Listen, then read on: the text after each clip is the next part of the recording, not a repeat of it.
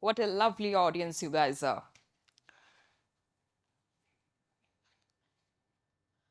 Diversity is being invited to a party and inclusion is being asked to dance. Not mine, of course. It's by Wanda Mayers. But I have added few lines to it. I have my own version. Diversity is being invited to the party.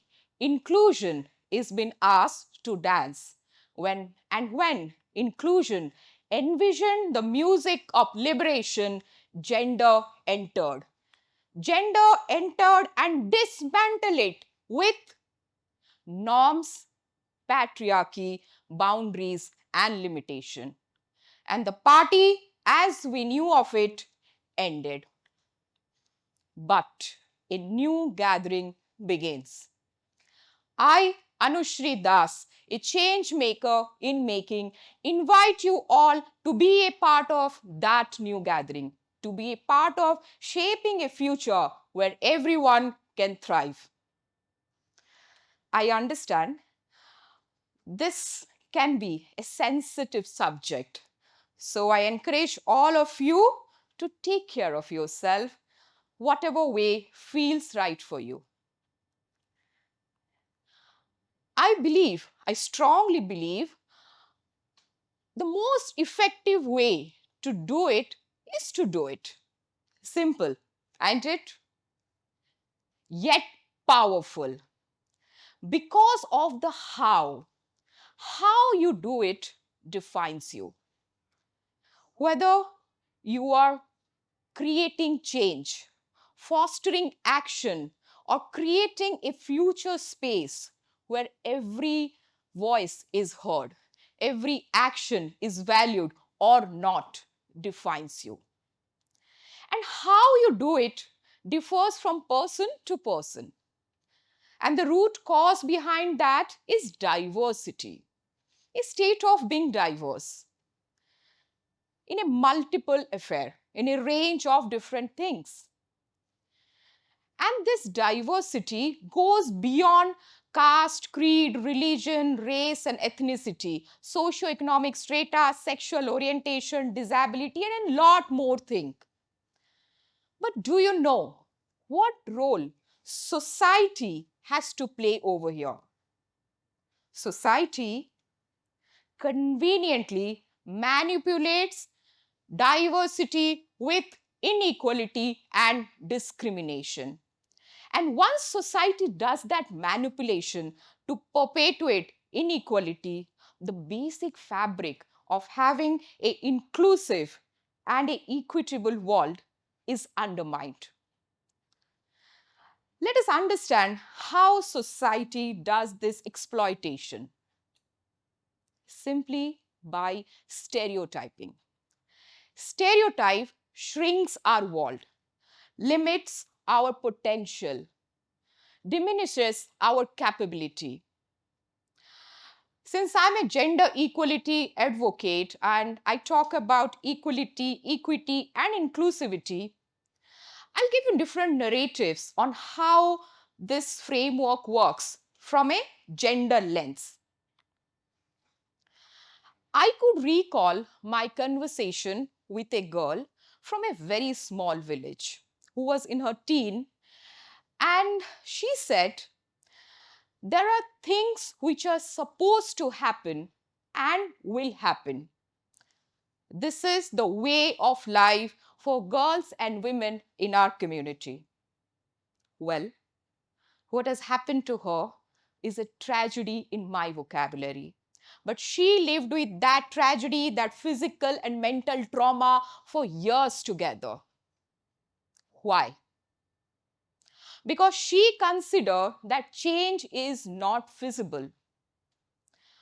When I started advocating issues of child sexual abuse with my program Sparsh, many came and said that, oh, she must have gone through it.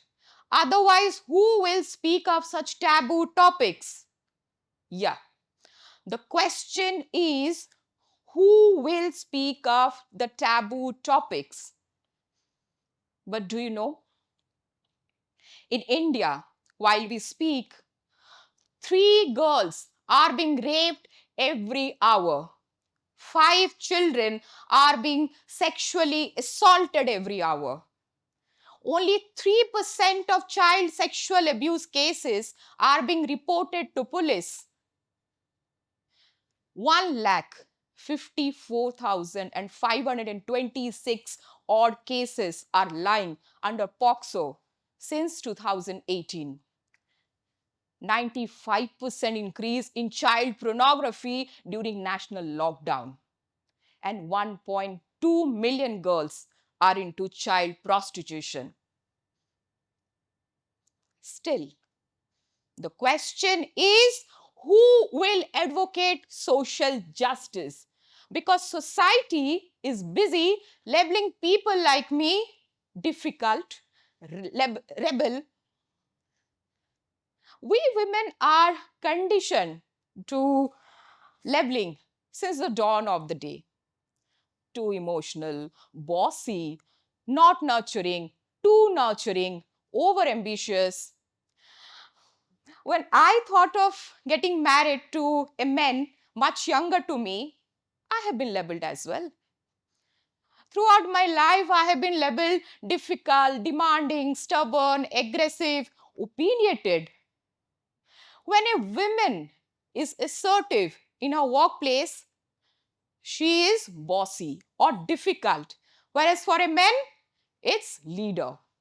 When a woman chooses not to get married and have children, she is selfish or unnatural. But for a man, it's driven. And these labels are not just words. They are tools of a system to limit us. It's like a predefined box for us.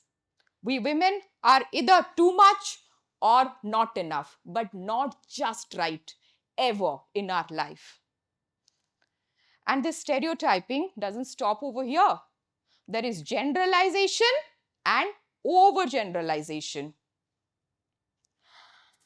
Since long, that our language around sexual violence against women is putting women under the term victim. Women got raped. Women got raped. And when she doesn't immediately report her sexual assault and continue to live her life, she is like less credible. Let's be very clear. Women don't get raped. It's men who rape women. And this shift in language matters. Then how this overgeneralization work? When we hear that a woman got raped, we are being fed into a culture where we ask the victim, oh, what were you wearing? Why were you so late? Why were you alone or with boys? As if. And these questions are not innocent inquiries.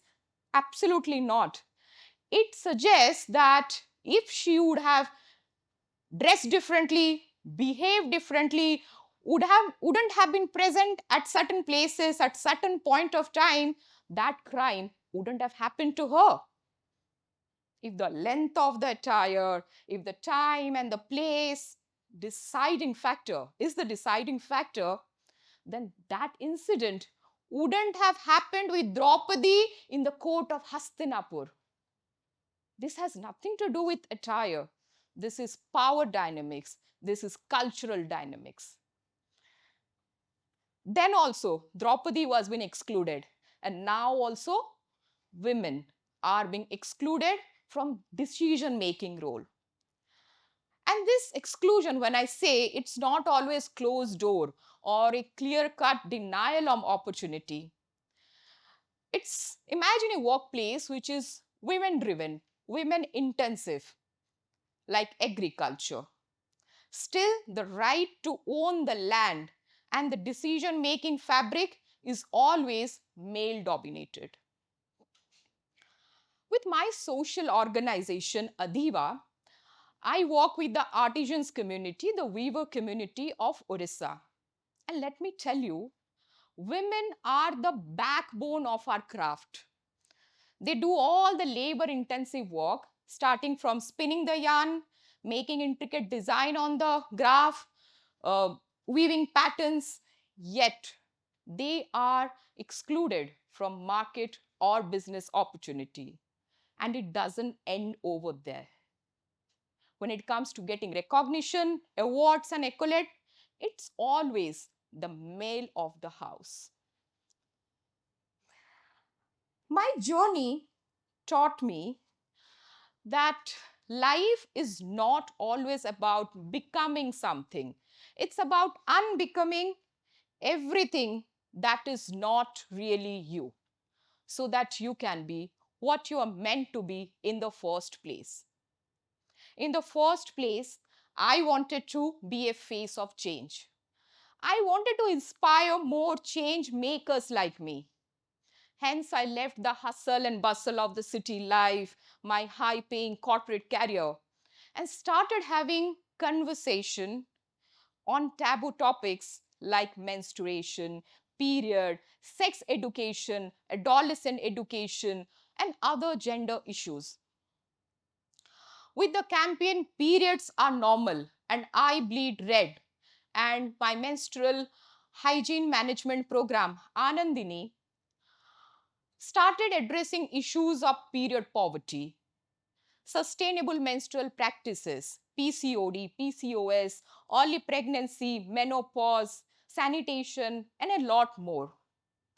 Anandini uh, started from a very small slum of Rourkela, has reached or rather spread wings to different parts of Odisha, Jharkhand, and Chhattisgarh.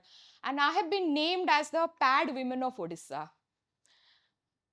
Touched life of 1 lakh plus menstruator, distributed sanitary products month on month, addressed issues which they can't even speak to their families. But the underlying fact is why? Why these issues are still unspoken and undiscussed? Is it something like, I always believe that in life you will always be presented with a choice to evolve or remain. If you choose to remain unchanged, you will be presented with the same scenario, same challenges, same storm, till you say no more. Then what is stopping all of us to say no more? What is that which is screwing us and grinding us? Is it something known as patriarchy, a old-fashioned word, which is a societal octopus, I would say, which places men on the top and women at the bottom of the hierarchy. And the power dynamics always and always lies with the men.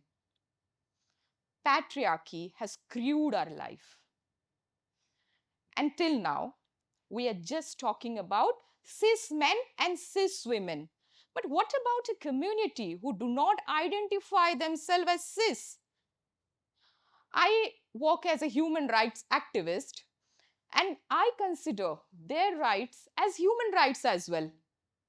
I treat them with respect and dignity. What about their social justice? What about the discrimination, whether it's educational, healthcare, societal discrimination they are going through? Well, I can't promise you a world without patriarchy. There is no such anti-patriarchy app which we can install on our phone, but I can promise together. Again, I emphasize on the word together. We can question, challenge, and break the chain that patriarchy has put around us. It's not a solo activity. We have to do it together with a shared history and a shared future. Let us remember the word of a learned person. In a classroom of equality, gender should not be absent, which speaks of our collective power to drive the change. If a moment of delay is happening, that's the moment where inequality thrives.